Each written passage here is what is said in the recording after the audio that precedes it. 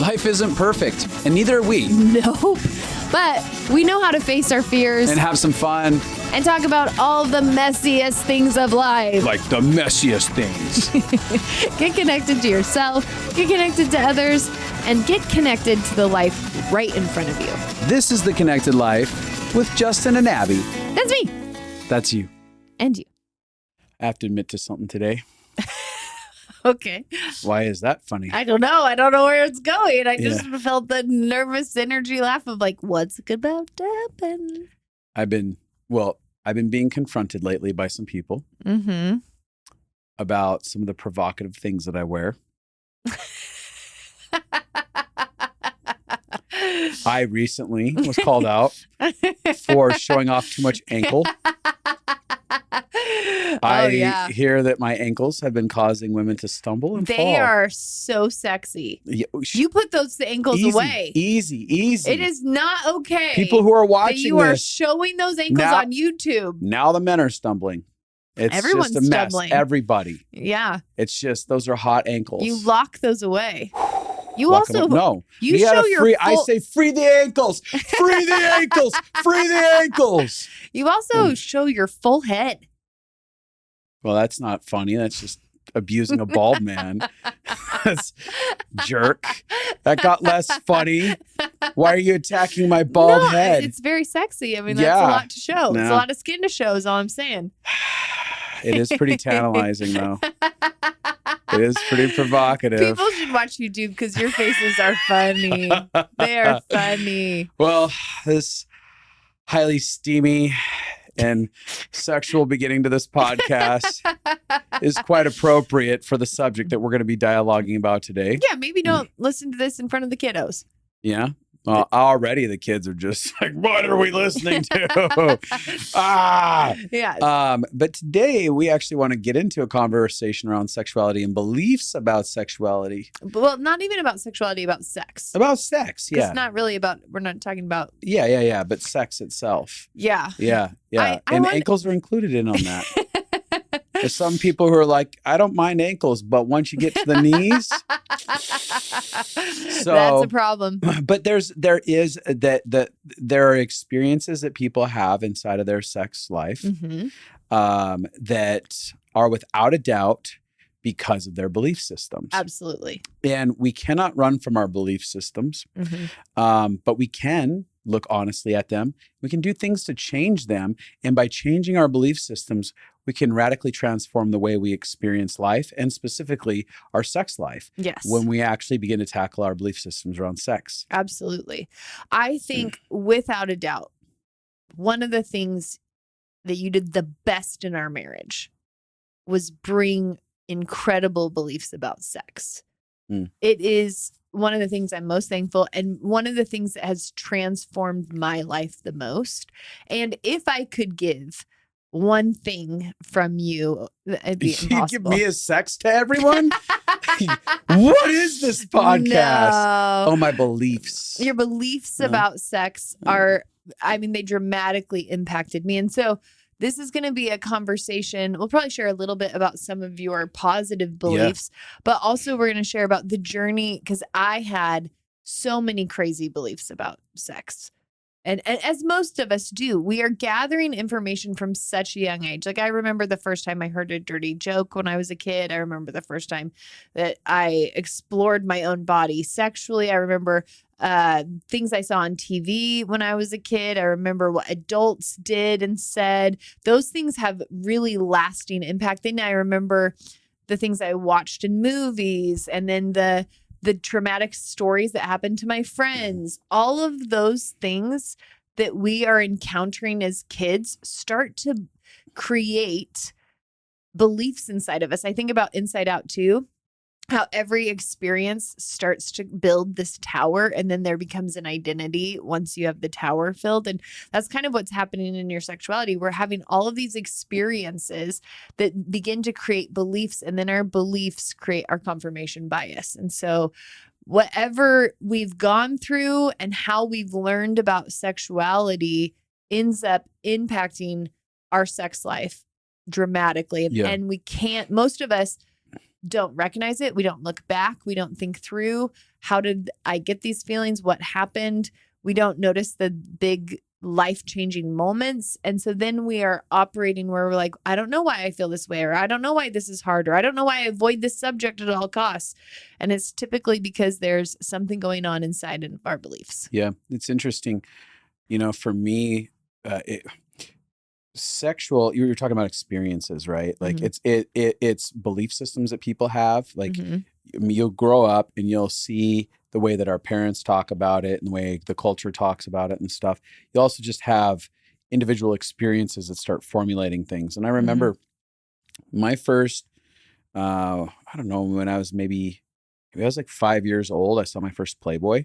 Oh, wow. And I was I was at my aunt's house, and I happened to be in her bedroom, and I went to her bedroom, and I was like, you know how kids will build like forts out of like pillows and things like that. I was in there with like blankets and hanging things all over the place. Cute. And you are so cute as a kid in my mind. Yeah, I was adorable. So I'm down there, and I go under the bed because I was gonna like build the fort under there, and I find this magazine, and it's a Playboy, and on the cover was this lady who was working out in workout clothes. Only no clothes were on her. Yeah. And it was like she had the headband for sweat, which I'm glad that she was taking care of her sweat. Very good. And the wristbands for the sweat. And I was like, I remember like being confused, like, what is it that I'm seeing here? And very interested. And so I opened the magazine up, and I'm like, I want to work out. But I'm suddenly engulfed in this magazine, and I get startled as my aunt comes around to the side of the bed, and she's like, Justin, what are you doing? And I remember dropping the magazine. She was like, that's not ours. That was here when we moved in. Like, and I love the logic for a 5-year-old. As an adult, I look back and I go, oh God, she was just like shame spiraling that this was there. I may tell my parents. And I immediately jumped up and I ran out of her trailer through this trailer park, and she's like yelling, Justin, and like, obviously she's having a friggin' meltdown because this kid has gone AWOL on her. And I went and I found myself hiding at the back of this trailer park, all curled up in a ball. And I was in panic. And I had this sense that I had done something deeply, deeply wrong. It was very bad what I have done, especially given the intensity of her outburst, her reaction. Yeah. Now, I don't, like, as an adult, I look back and I'm like, she wasn't scorning me. She was having a friggin' meltdown. Totally. Like, oh God, I wasn't supposed to allow you to see this, right?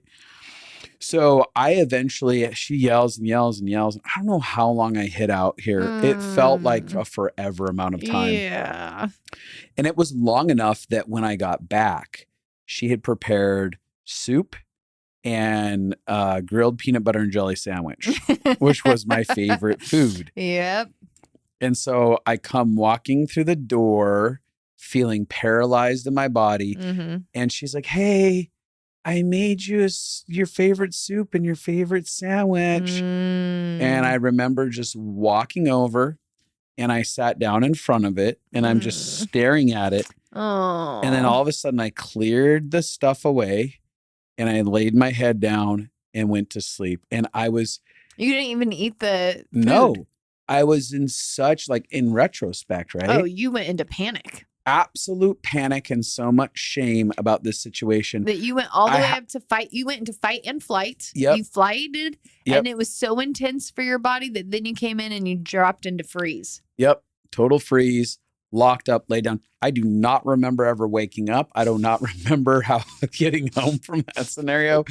I exited my body. Wow. But that was the first thing that started defining what I believed subconsciously about sexuality. Yeah, you're bad. That I was deeply bad, and there was something deeply perverse about the whole thing. And that evolved into my childhood culture, we can go into it. But again, it's these singular moments that can devastate someone at a young age. And if we don't speak into those moments ever and return to them, then you just have this underlying theme inside of your body and your being that says, I just feel icky about this. I feel bad about it. I'm bad when I want to engage this. So, and that's going to be something that is heavily prevalent for the next generation who is being exposed aggressively to that type of experience daily. Oh, yeah. On screens, you're saying. Absolutely. And it's going to form a lot of broken belief systems. Right? Oh, yeah. It's going to create a lot of chaos. But it's interesting how such a singular, simple moment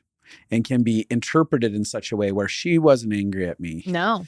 She was angry at herself. Right. But your body remembers even like a disconnect from a woman. Yeah. Over it, your body remembers feeling like you have to be by yourself, feeling isolated, feeling shut down. And I especially felt condemned by femininity for my sexuality. Not even like I'm just saying in general in my younger days. And it didn't have to be something that was perversely being acted out or anything. It's just simply like my sexuality is bad. And women think my sexuality is bad.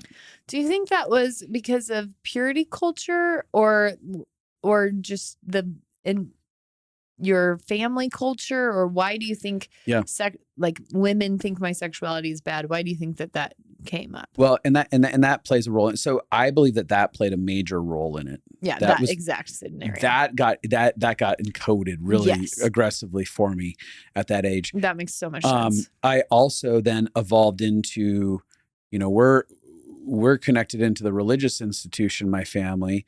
And when it came to sexuality wasn't a conversation that was prevalently had, openly discussed. When it was discussed, it was more like, both in my family and within the religious institution I was part of. So there's lots of shame around it. Correct. There was a lot of shame around it.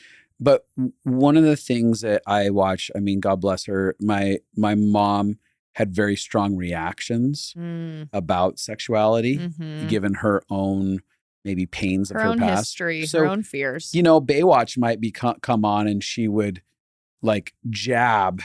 We're at the dinner table, Baywatch happens to come across the screen and she might jab at my father and say like, oh, do you like that?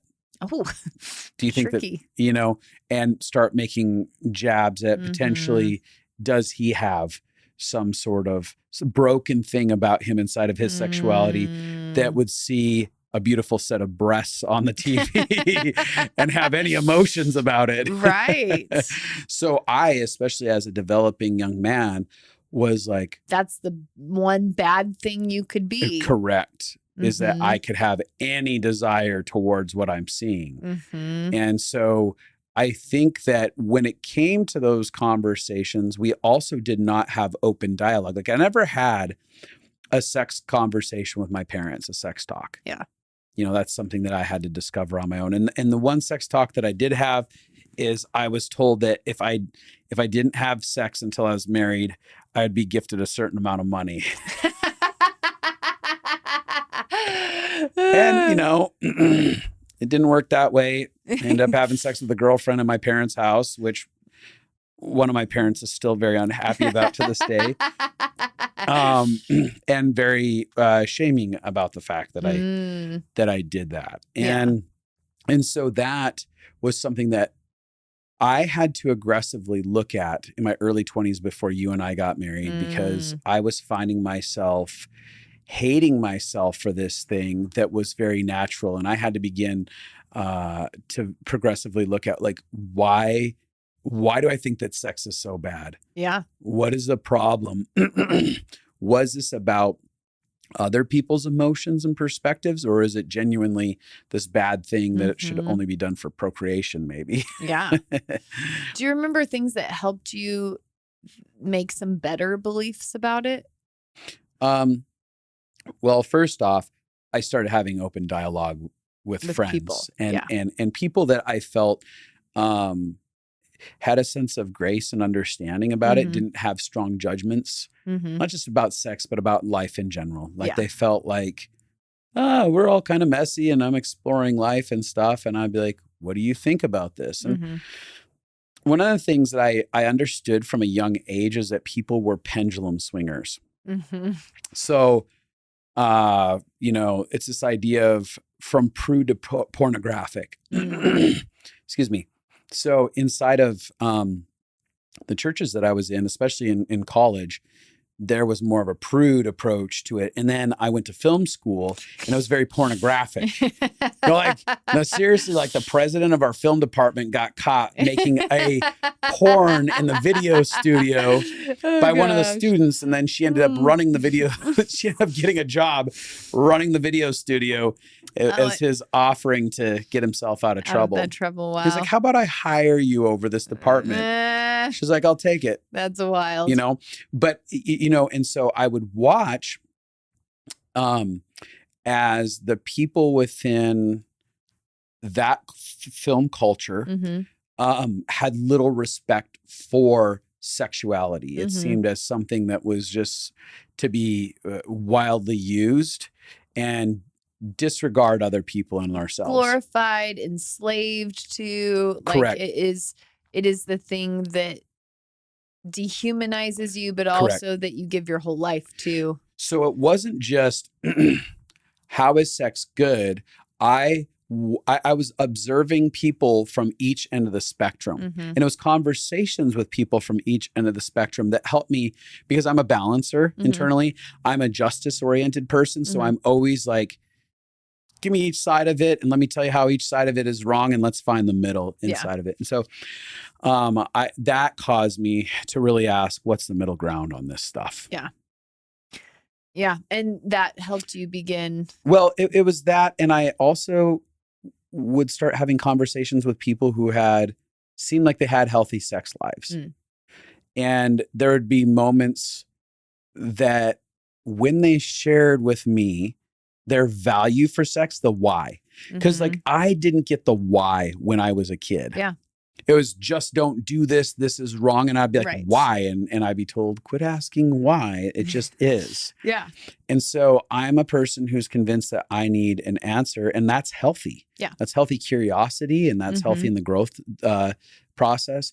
And so I would find people who had what felt like healthier sexualities, and then I'd ask them why. And I noticed that the reason people weren't throwing themselves into pornographic relationships, so to say, is because they could tell me the impact of how multiple partners were affecting them. At the same time, they could talk about the beauty of the connection and the pleasure, and they could say like, pleasure's not a bad thing. And I was like, oh, okay, pleasure's not a bad thing, but it's in context of something that ends up taking care of ourselves. And then it became about, sexuality is about my well-being. How it's expressed is within the context of, am I considering my own well-being and the well-being of another human being in that process,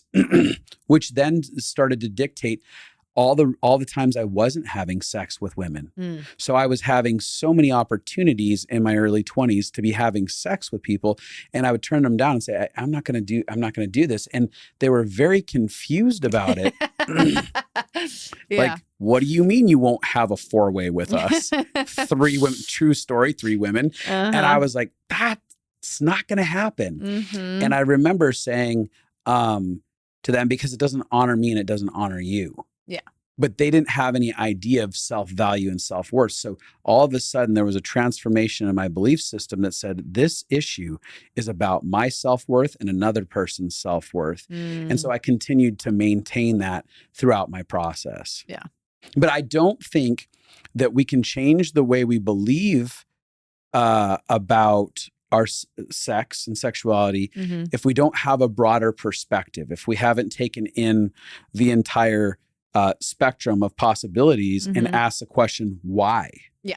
And what is the impact of both these because I watched the purity culture bring about a deeply destructive experience where people would lock up their sexuality and eventually find themselves in marriages where they couldn't perform whatsoever because they were debilitated by shame. Whereas the people on the other side had so much sex that they had lost the value for human intimacy. And the impact that I noticed of that said, I don't want either of those.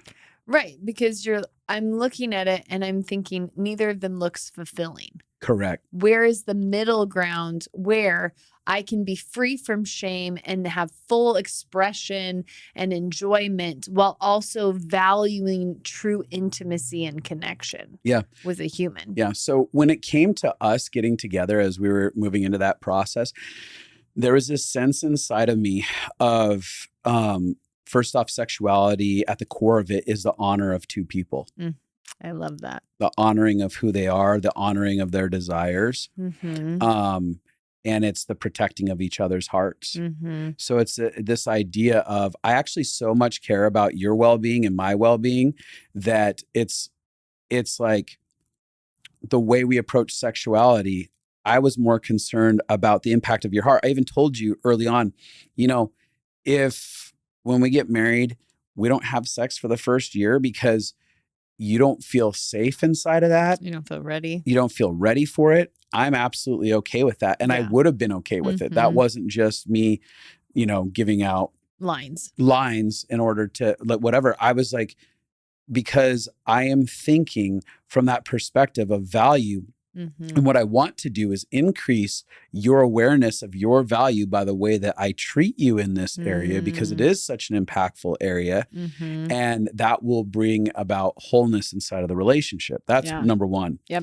Number two, I realize the idea that when there is an exchange of sex between a man and a woman, that is the closest that a human being can be to another human being is one within them. And that is a deeply vulnerable posture for a woman to be in, to say, I will allow you to be in me, with me, one with me. And so to me, when I saw it, I was like, there is something profound about this oneness. There is something bonding about this oneness because of the depth of vulnerability that exists. And you're talking even just physically, like the closeness of the vulnerability of being one together. Physically.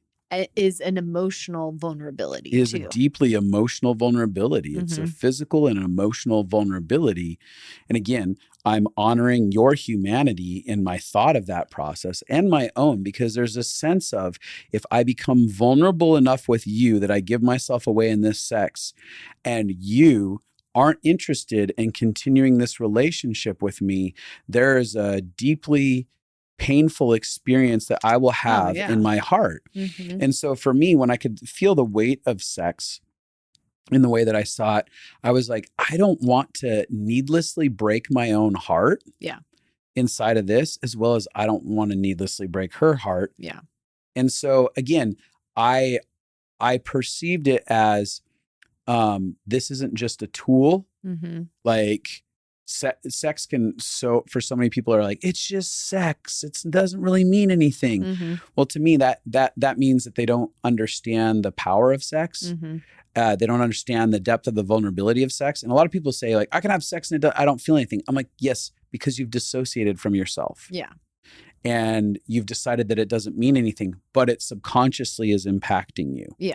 So again, as I was going into the relationship, I was looking at the depth of the impact of it and what this oneness really was. And it redefined how I chose to approach the relationship. Yeah, it's really beautiful. That is a lot of what you did. You watched a lot of the people around you and you dug into why and how, when do I see people truly coming more alive and really living fulfilling lives where they're more secure, more happy, versus when do I see the repercussions hurting people? And I saw people who would have sex early on very quickly in a relationship outside of commitment, And immediately one of the two would be quickly wrapped up. Their emotions would get really hooked inside of it. And I watched the roller coaster ride that they were on of feeling tormented and not sure, like, is this my forever person? I don't know, because their judgment has been now clouded by a false expediting of intimacy through sexuality. And so again, for me, it wasn't, this is right. Like this is a rule. Right. And I wasn't like, this is right and this is wrong. I was just like, this is impact. This impacts the relationship. And do I want to experience that impact or don't I? Yeah. I love that. That's beautiful. Yeah. Guess what we just did? What did we just do, Abby? We created the connection cure. And I think this is the thing that I'm most excited that we've ever created for people, because it is all of the years of courses that we've made, making it available in one monthly healing membership where you get to be connected to people who are going on the same journey as you while getting access to all of the things that we have made: relationship glue, reclaiming you, the compassion project, the Father series, Living Fully Alive, the regulation library. Yes, we have so many things that we've created over the years. We've had over 10,000 people do our courses. We've met with over 4,000 individual clients. And now we have brought all of it together so that you could have access to all of it for less than one counseling session a month. Yep. And what's really cool is that monthly we have live connection calls where people get together and have those connection moments, talk about what they're going through, how they're healing in their process. And that's been one of the number one things that people have said is so incredible about doing our courses is the community that they create and the healing that takes place inside of that community. I mean, we've had people find their spouses, find their best friends, find their community, because finally there's people where they realize I'm not alone and I'm allowed to be loved right now in the messiness of my life before everything is fixed, before everything is perfect. You can belong before you have transformed. You can be loved before you're fixed in this community. And it is really rich and beautiful and healing. We're meant to heal with each other. And the whole point of why we made this is so that people could have a holistic healing pathway. We do so much with connecting to your body and actually learning how to move with your body through emotions so that things don't get buried alive in your body. The body keeps the score. We want to zero that score out. And then we have heart connection stuff where you're actually feeling empathy for yourself and others, where you're actually connecting to your own story and you're actually having time to not just learn logically about why you do what you do, but actually have new feelings towards yourself.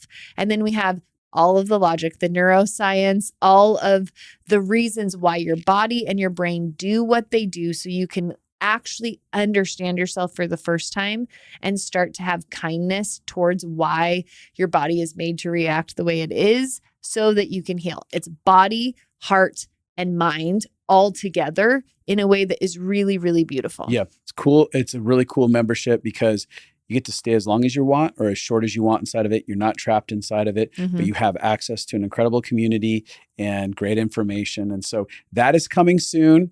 You can go to Justin and Abby, that's abi.com, and you can get on our mailing list there, and we'll let you be the first to know when we release that. But this is something we've been planning for a while now, and I'm glad we're getting to do it. It's about to come out.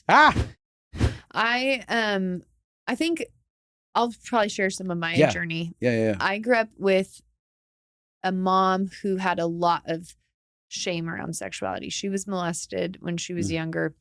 And I've actually seen this in a lot of women that I've worked with. If they've grown up with, and also men, it depends on how it works, but I'll speak specifically to women who've grown up with a mom who was molested or had sexual trauma. You can actually we know genetically you can actually have body memories from your mom, from both your parents genetically. But so you have epigenetics where I can actually have the trauma, and then you also have the cultural trauma. So I learned mentally to be scared of men's sexuality, and men's sexuality only takes, and you got to lock it down and you got to protect yourself. And then I had the the body memories, almost as if I had been molested myself. I actually thought for years that I had been molested. And it wasn't until I understood the emotional enmeshment of me and my mom and her story of pain that I realized her story of pain just bled into my story of pain. And I've worked with a lot of women who have a similar thing. If their mom was sexually abused, or if some raped or molested, that actually carried into the daughter's beliefs around her sexuality and her sense of self. And so I started with that. My mom had a lot of pain around that. And so it was very early. She had a sexual partner who told her, oh, this was not good sex for me. And it really damaged her. And so I heard these stories about sex that just sounded not fun to me. And my mom, as she got older, had less and less sex, and it became a thing that she was avoiding at all costs. And that was painful for both my parents. So there was a lot of dynamics in our family around sex. And so I was picking up on all of them. I was picking up on my dad's pain. I could feel, they weren't having conversations. I could feel my dad wanting to have sex with my mom more. And I could feel my mom locking up. And so I could feel there's like this like man energy of needing sex that feels like threatening, and then this energy of self-protection that feels threatening. And so I grew up with like a lot of just emotions around it. And then you put culture on top of that. So culturally, I think from a young age, TV shows are always showing that's all that men want. That's all that guys want. That's what all the teenagers want that. And I mean, there's a lot of scenarios that happens. And so I understand, but it created the idea that is all that men want, and they want to use you for that. And I think a lot of women, either through experiences, and we all have bad experiences. I don't know a woman who doesn't have stories where something happened that was not fun for her, whether it's like walking through the mall. I remember like a married guy holding his wife's hand, grabbing my butt as I walked by. You just have. That's bold. It's bold. It's bold.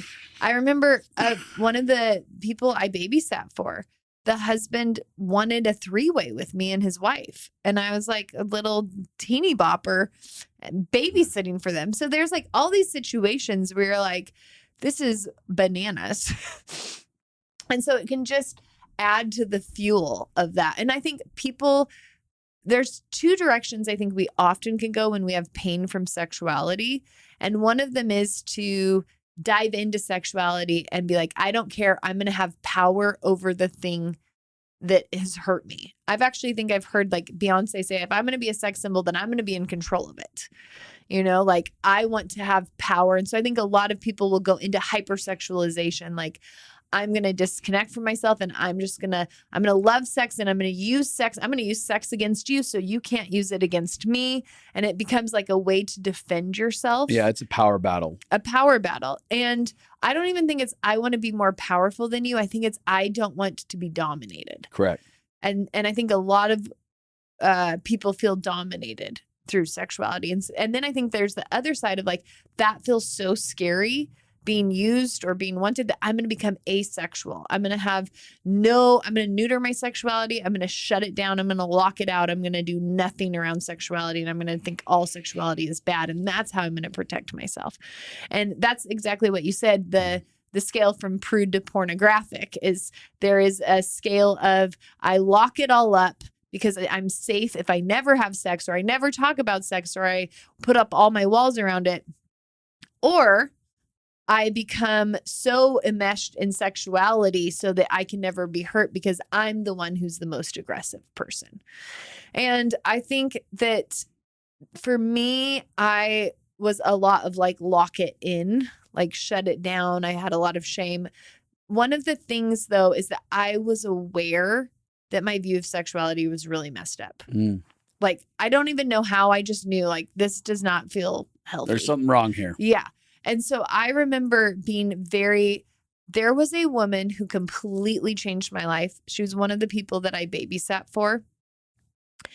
And she would tell me about her sex life, and she had a great sex life. And I often think, I think of her often and feel like such gratitude.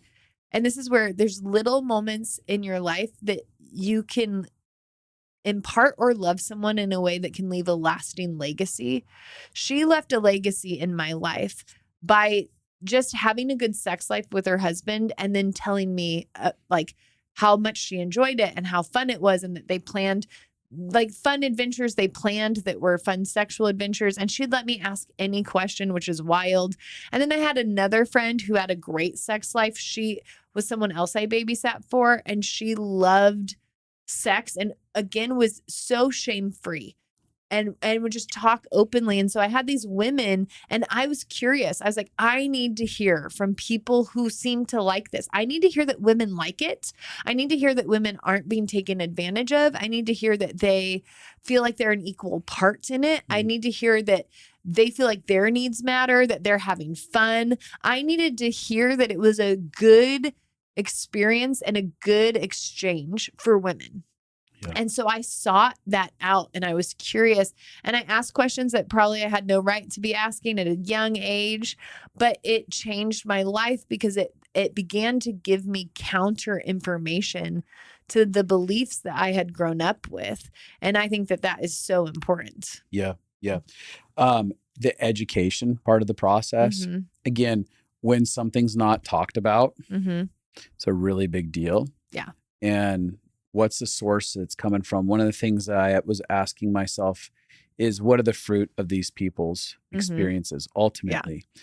And I'm looking at sources like when I would hear someone give me the whole like prude speech, and that didn't have any nuance to it and stuff. And I would ask myself, what's the fruit of a lot of these people thinking from this perspective? Where will this lead to? And I saw that again on the pornographic end of the conversation with people like that. I was like, oh, so you've had children out of wedlock, which I'm not condemning anyone. It's just like something that you didn't plan for happened. Right. You ended up in a situation with getting STDs. It's a very painful thing that you're telling me this is horrible and I hate this. Yeah. And I'm like, yeah, that's terrible. Yeah. Why are you still doing it? You know? Yeah.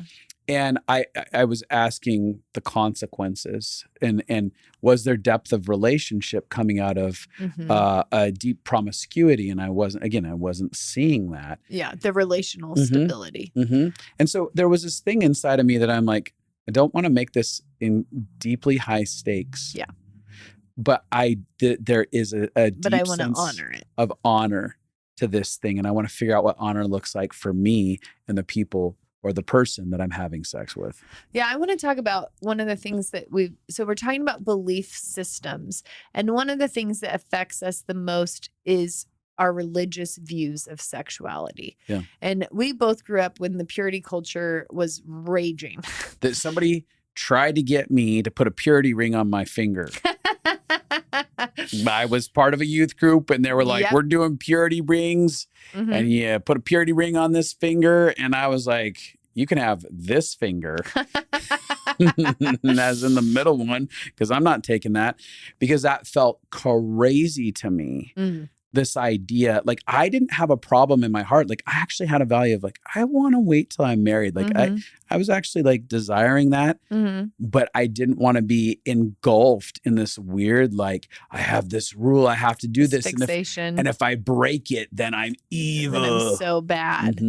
Yeah. And I think a lot of people, when we're really young, things leave deep impressions. And so when you're growing up and the church is telling you you're bad, this is the worst thing that could ever happen. Right. You'll destroy your whole future if you make these mistakes. All of that creates really a lot of pressure, a lot of performance, and a lot of high stakes. And so what I've seen happen so much is people lock their sexuality up, lock their heart down, think sexuality is bad. It's bad. It's bad. It's bad. It's bad. It's bad.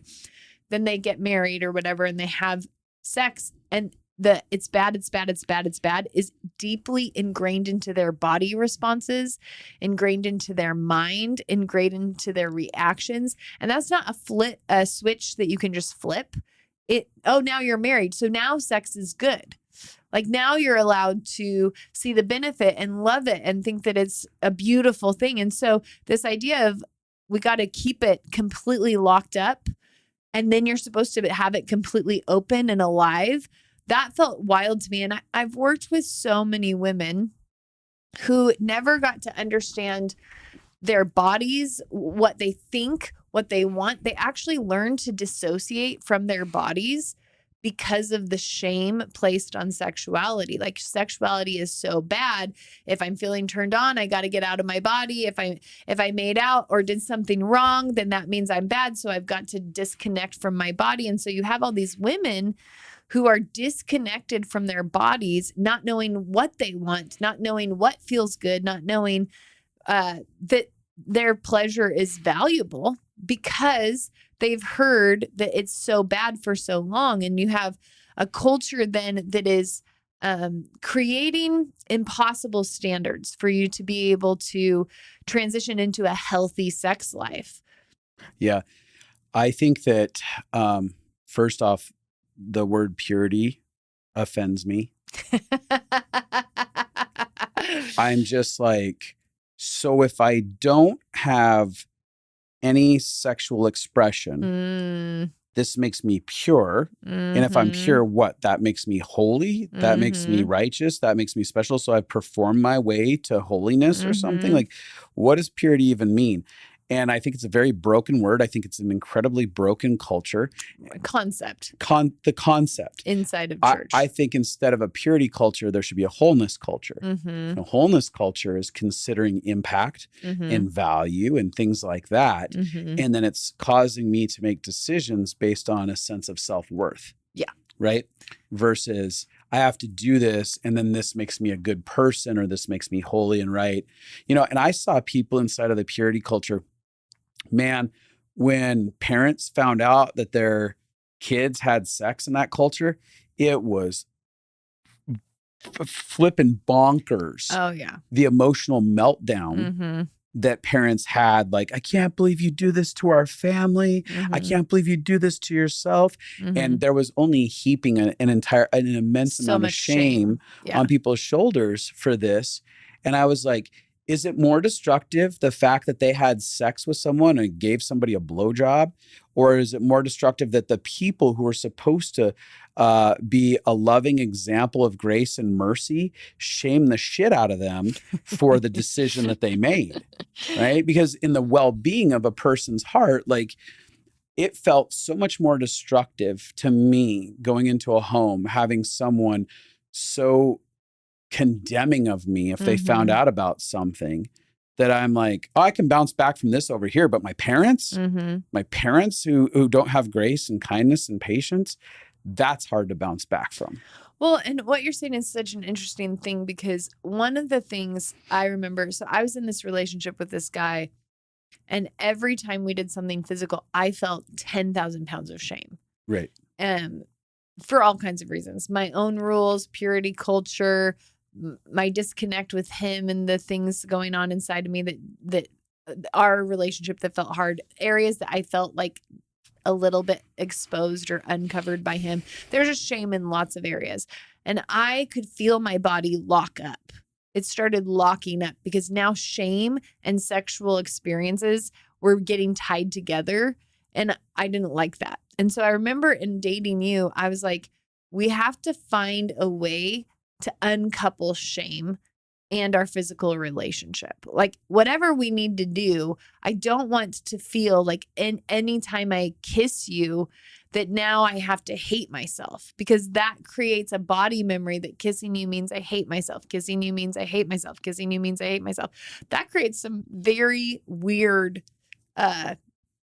pains in the future. It creates avoidance. And so I was like, I want to create body memories. And this is what I would, if I was teaching a teenager, I'd be like, you want to try to value yourself enough that you're creating body memories that are sex positive.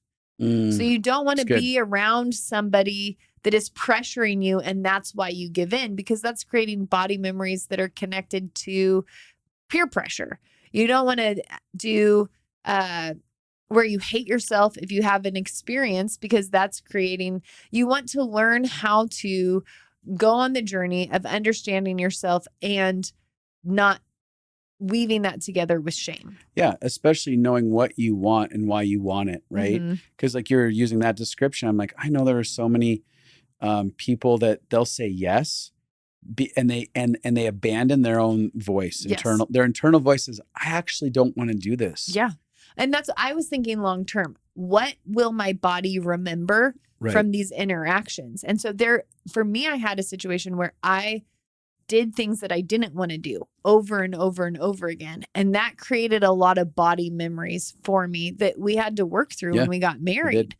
And that idea of like, how do you actually be attuned with yourself enough to know where you're at and what you want? And this is something that isn't always taught. I was actually telling a friend of mine this because they're going through this husband and wife. She never knew boundaries. She grew up in purity culture. So it was just do nothing and then get married. And so then she never could work through, what do I feel and what do I experience and things, and how do I have a voice about it? And I was like, man, I wish that we could teach teenage girls that learning how to be connected to yourself is really important. Because now what they're having to do is they'll like start having sex and then they'll have to pause. How are you feeling? What's going on? And like every few minutes through the process, they have to pause and have her check in and get back connected to her body, because she never learned how to be present with herself. And there's so many reasons that we do that. It can be peer pressure. It can be sexual trauma. It can be, but the idea is, let's work on wherever you're at in your life, no matter what you've been through so far. You have the choice now to actually start creating positive body memories from moving now forward. It doesn't matter how many experiences you have from the past. We always have from the present forward to start to create where we guard and protect our hearts so that we actually are moving towards holistic experiences. Yeah. You know, you're talking about the purity culture on this side. Then there's, again, the pendulum swing to the other culture you see within the media. And the media oftentimes is just selling so hard, especially when you're talking about kids at a young age. Like, this is what you need to do. This is normal. And they've so strongly normalized sexuality, not in a healthy wholeness way, but like, sex isn't anything. You just need to do this. And you have people at a young age saying, I don't know my no. Yeah. I don't know inside of me where my no is at, because even if it is screaming no, everything outside of me, culture is telling me that I need to do this. I'm not allowed to have it. And I'm just being a prude when I don't want to do it. And it's like, no, you're wanting to honor your body, or you don't feel safe, or you don't feel ready. And we, at a young age, we're not empowering people on any side of this conversation to know themselves and know what they want and what they actually need. And so I think part of it is like, even at a young age, people being able to ask the question, is my thoughts on this based on what other people are telling me? Or is it based on something that is genuine to what my heart wants? Yeah.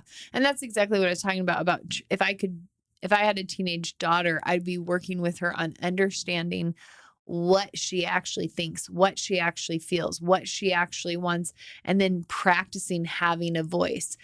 Especially even inside of her own family home, of like being able to have a voice of what she wants and what she doesn't want. And I do like that this is happening in culture where parents are no longer forcing their kids to hug and kiss everybody, and they're allowed to actually have no's, because you have to train your kids that they're allowed to know what they want. Yeah. Autonomy. Yeah. So I think for me, if I'm thinking about, there's probably several sectors that my beliefs around sexuality happened. One was my parents. One was religion. One was media and culture. One was my own experiences that I had. All of those. Is there anything else that I'm missing? Friendship groups. And friendship groups. So all of those areas really impact my worldview around sexuality. And so let's talk about friendship groups. It really depends. I'm so thankful. I've been friends with Pete since I was 7, and we both decided to go after sex positivity. Right. Like, we wanted to learn why sex was beautiful and powerful. And we both had vision. Like, I want a great sex life. That was something that we had innate in us of like, I want to figure out how to get to a great sex life. That is my vision. And I'm going to learn and grow and heal so that is where I'm living. And then we had that culture in our friendship. So we were having conversations about it. We were learning and growing together on the process. And the culture of having people with the same mindset really empowers you to grow forward. I'm thinking about this woman that I was meeting with, and sex has just been really hard for her. Part of it is because she learned to be a people pleaser. And that is a big problem in the area of sexuality, because if you're all about making someone else happy, that means you're very rarely paying attention to yourself, which means that you aren't aware of what you need and in tune of what you need and when you want it and what to say. And so a lot of times people pleasers struggle with being present in sex and struggle with communicating what they want from their partner. And so they often can end up just trying to perform instead of experiencing it for themselves. And so they were working with me, and I was like, you need to, and they had a history in their childhood of learning that sex was painful from their parents, that it was not life-giving for women. And so I was like, you need to get some fight inside of you. You need to get a fire inside of you that is like, no, I'm going to have a good sex life. I'm going to work through my fears, my insecurities, my shame, my trauma. I'm going to deal with what is in the way, and I'm going to have a great sex life. It's going to change in my generation. I'm not going to carry my generational trauma into my future, because she would have body memories from her own story, but also from her generational story that would come up in sex. And I was like, you have to get that fight where you're like, no, this is not going to be how my story goes. I'm not going to just follow the pathway that was set before me. I'm going to find my way to a good sex life. But that was vision that she had to, and then she did. She started being like, every time that her fears or her panic or her shutdown would show up, she'd be like, not I'm running over my fears for my vision, but my fears are not going to shut down my overall vision. Yeah. No, I'm going to have a good sex life. So I'm going to face my fears. So I'm going to get connected to my body. So I'm going to get connected to myself enough to know what's going on inside of me. And when she got that vision, and when she started fighting back for no, there's a great thing, and I'm going to head towards that direction, her life began to change. And it's been a process. It's been a couple years of her undoing the different things that have been a part of her worldview, because sexuality so molds our identity from the inside out. It can take time. And I think we need to give ourselves grace and kindness. But our friendship group, you're either with a bunch of people who hate sex, or who have been traumatized, or are bitter at their husbands or wives, or feel powerless, or you're surrounding yourself by people that are positive in those areas and have hope for that. Yeah. What I want to say is the number one thing that gave us a great, incredible sex life is our capacity for vision for sexuality. So as you're telling that story, I'm sitting there going yes, if you want to create a great sex life, it begins in your mind, you deciding in your mind what your vision is for what experience you want to be having inside of it, because that's going to dictate everything else. It's not the question whether or not these things are good or bad back here. It's what do I want, and what does it take to achieve that inside of it? And so I think that that's brilliant, talking about, teaching young women or men, what is the vision that you have? Because oftentimes we think that sex just happens. Yeah.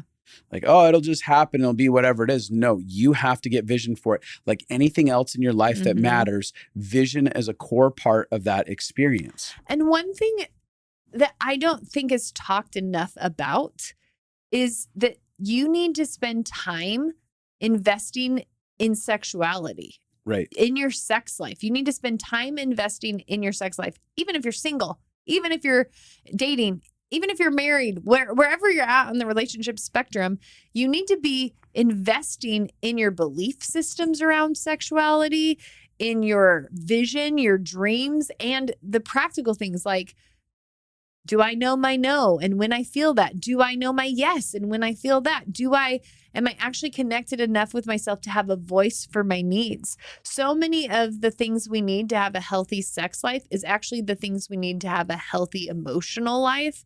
Like, I've had to be able to have boundaries with people. That is a beautiful thing, because then I can have boundaries in sex.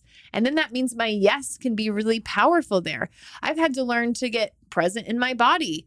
It's easier for me to disconnect from myself. Well, that's learning to be a healthier person, but that is a tool inside of our sex life that has dramatically changed our sex life. Yeah. And so this idea of this is something worth investing in, this is something worth spending time. Most people, sex is one of the things that brings the most pain in relationships, but they spend the least amount of time exploring it, talking about it, and getting counseling for it. Yeah. Like, I know so many couples that have just had a horrible sex life for years. And I'm like, we need to be talking about it. We need to and you need to find a counselor who's got a positive view of sex so that you can actually work through the communication issues around it. Like, this is an area that takes time and intentionality. You will get out of it what you sow into it. Well, you're talking about the intentionality inside of this process. And you talked about friendships in your friend groups. And I don't know how often we actually sit back and take like a temperature gauge of the belief system of our friend groups, right? And I think that that's healthy to do in any areas. Or the belief system of our church, or the belief system of our political group. Yep. Or our families, right? So to me, to stop and say, what is the overarching belief system around sexuality? Can I map out what the belief system is in my friend group? Can I look back with my parents and go, what do I believe that mom and dad believe to be true about sexuality? And can I write that out and then ask myself, how is that resonating in my life now? How is that? And do I want that? And do I want that? Do I want the belief system that's inside of my friend group? Like you made mention, like sometimes people in friend groups, in their misery loves company. And sometimes it's like, rah, rah, rah, rah, rah, rah, about all the sexuality stuff. And you might notice like, my friend group doesn't have solutions, and they're grumpy about their partners all the time, and they're not wanting to have sex. They feel powerless. They feel powerless bitter. to it. Oh, this is probably, I'm not going to throw my friend group out, but I'm probably not going to go to them for sex advice. I want to talk to people who are sex positive, who have a good view of it, who have hope for sexuality, and they experience it well. Yeah. And I think like, I know a lot of people that maybe their friend group, it's not sex positive or negative, but it's honest. And I think that's really powerful for you to just be able to have conversations about where you're at and how you're feeling.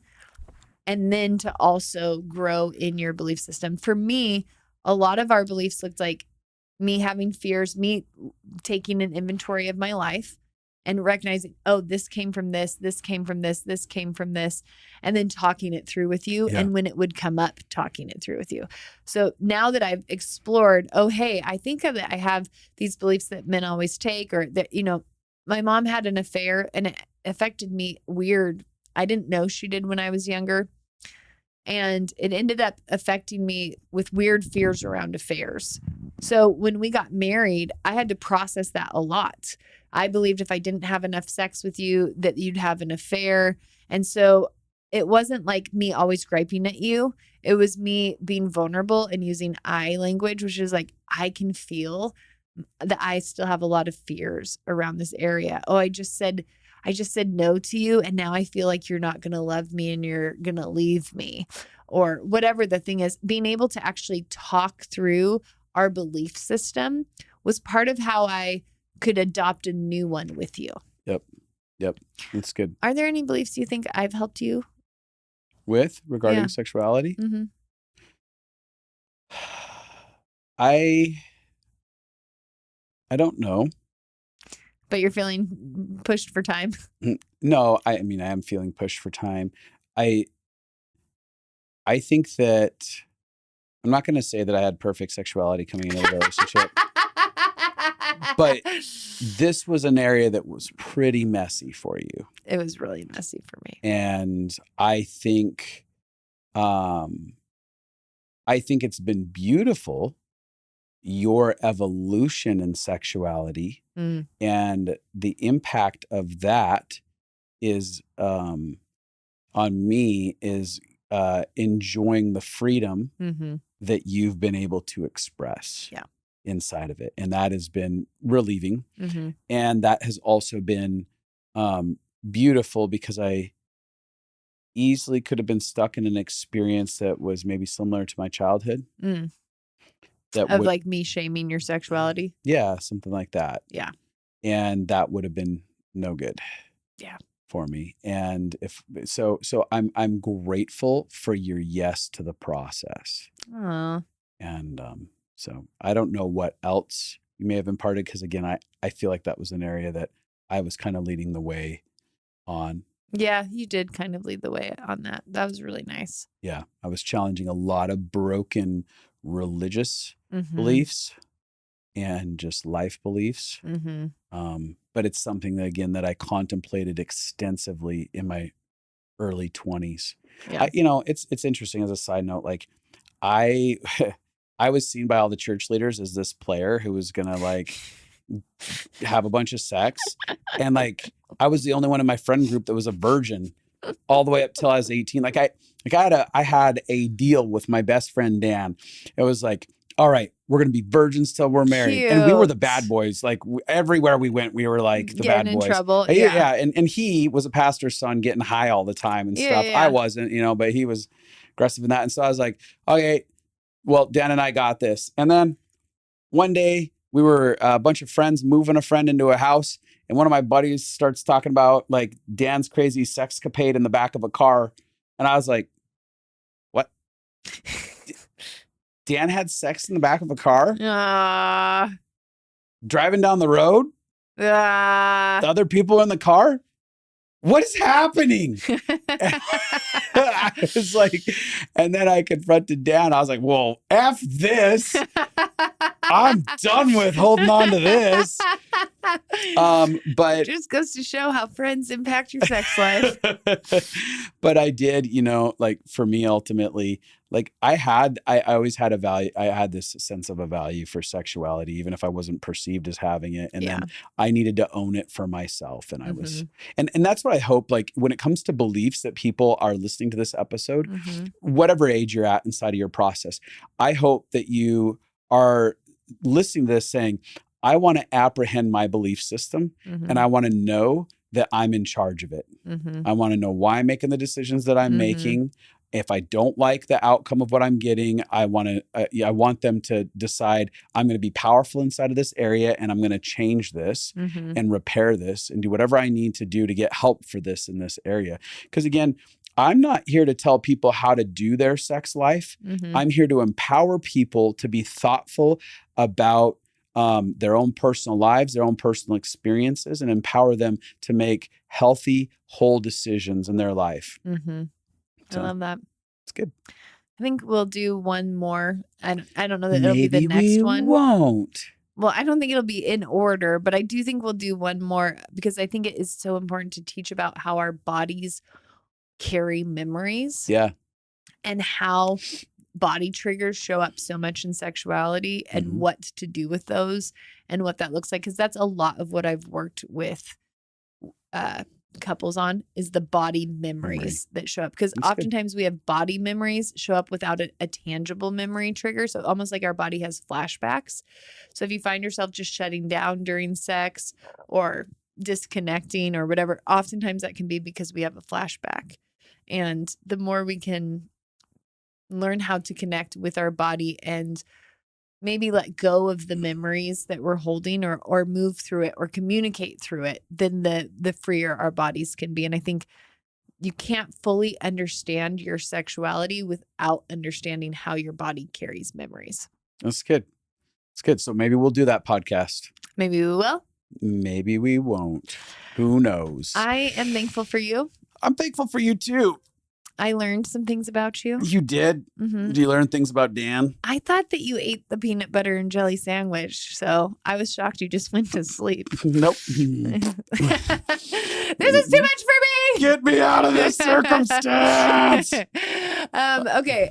If you got anything out of this, or this was helpful, or you want to just have a conversation with your friends to try to get them more sex positive, or on the journey of at least facing all of their fears and negative beliefs with you, share the episode. I think that's one of the best things you can do for us. We do this for free to try to help people who can't afford help, like counseling, or also just for people who want to be on the journey with us. And the best thing that can help us is if you just share it with people so that it can impact people. That's what we care about. Yeah. So you can find us anywhere podcasts are available, and we're on YouTube. You can find us at Justin and Abby. That's abi.com/The Connected Life, and it'll take you to our YouTube page. And be sure to what guys? What? If you've been listening to the end, what do you do? Hit subscribe and the bell button. The bell, ding, ding, ding, ding, ding, ding, ding, ding, ding, ding. Okay. All right, sex done. Hey, do you want to go have sex now? Oh, I was just gonna say good job. Oh, are we committing to sex right now? Committing to sex, yeah. Oh, it's a commitment. It's a commitment. Oh, I already feel panic. I hate concur. commitments. I agree. Bye now.